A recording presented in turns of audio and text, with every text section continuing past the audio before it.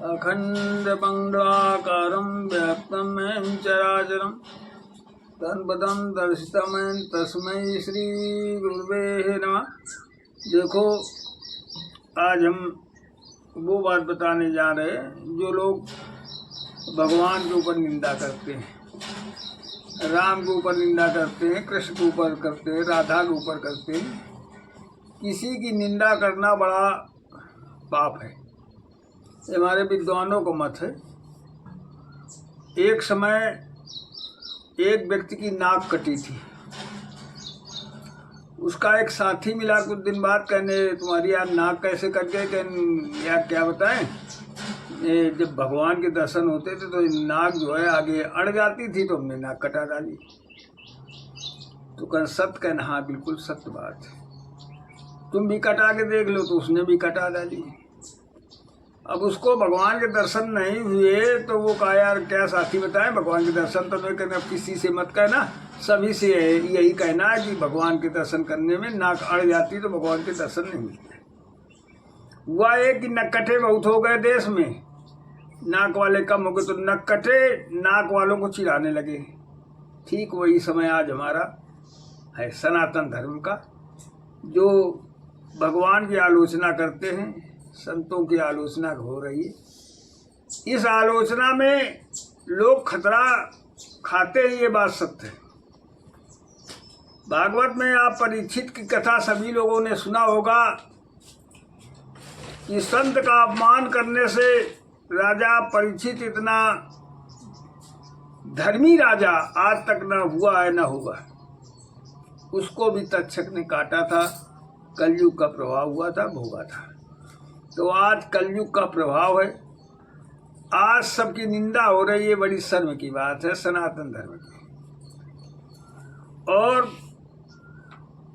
निंदा किसी की न करना चाहिए, वो किसी धर्म का हो, धर्म का बंटवारा नहीं है। लोग ईसाई धर्म और ये धर्मों का बंटवारा नहीं है हमारी समझ में। धर्म का बंटवारा, धर्म वही है जो धर्म का काम करे, वही धर्म है। धर्म का बंटवारा कहाँ हो सकता है? मानने की तरकीब अलग है, मानने का तरीका अलग है। केवल धर्म का बंटवारा कभी नहीं हो सकता, क्योंकि धर्म एक है। धर्म की रक्षा करना ही धर्म है, अधर्म से चलना अधर्म है। तो धर्म दो हो ही नहीं सकते, धर्म एक ही हो सकता है। ये आपस में समझाने की बात है कि धर्म का बंटवारा, धर्म का बंटवारा नहीं है, मानने का बंटवारा है कि हम माने कैसे, बस इसका बंटवारा होगा। धर्म का बंटवारा नहीं होता, क्योंकि हर एक धर्म में एक ही बात लिखी होती है, एक ही बात बताई जाती है कि हम किसी का बुरा न सोचें, हम किसी का बुरा न करें, हम किसी की बेईमानी न करें, हम किसी मनुष्य को न सताएं, किसी जीव को न सताएं। यही तो धर्म है। हर एक धर्म में एक ही बात बताई जाती है, एक ही सिखाई जाती है और एक ही मानी जाती है।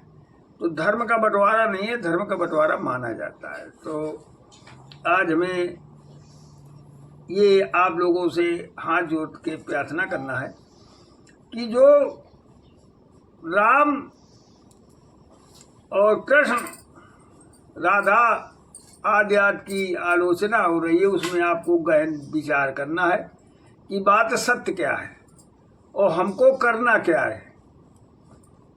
इनकी बात मानना है या अपने मन के विचार को मानना है?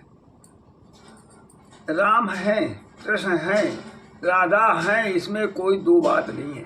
सोचते हुए आपसे निवेदन है कि भगवान है, ये बात निश्चित है कि भगवान है। और एक बहकावे पे आप लोग ना आए जो राम की आलोचना करते हैं। देखो, एक जगह बात समझ लोगों को नहीं आता, अर्थ का कोर्स लगाते हैं। तुलसी बाबा ने लिखा एक जगह कि राम राम सबको कहाए, दशरथ कहाए न कोई, और एक बार दशरथ कहाए तो कोटि यज्ञ फल हुए। दशरथ का माने वो दशरथ नहीं है जो भगवान के पिताजी है, राजा दशरथ की बात नहीं कही। तुलसी बाबा ने इस दशरथ को कहा जो मनुष्य का शरीर भी दशरथ है, 5 इंद्रियां, 5 कामेंद्रियां, एक मन, ये दशरथ है। इनमें लिखा है कि तुलसी बाबा ने कि राम राम सबको कहा है मगर दशरथ का है न कोई, और इस दशरथ में 10 अवगुण छिपे।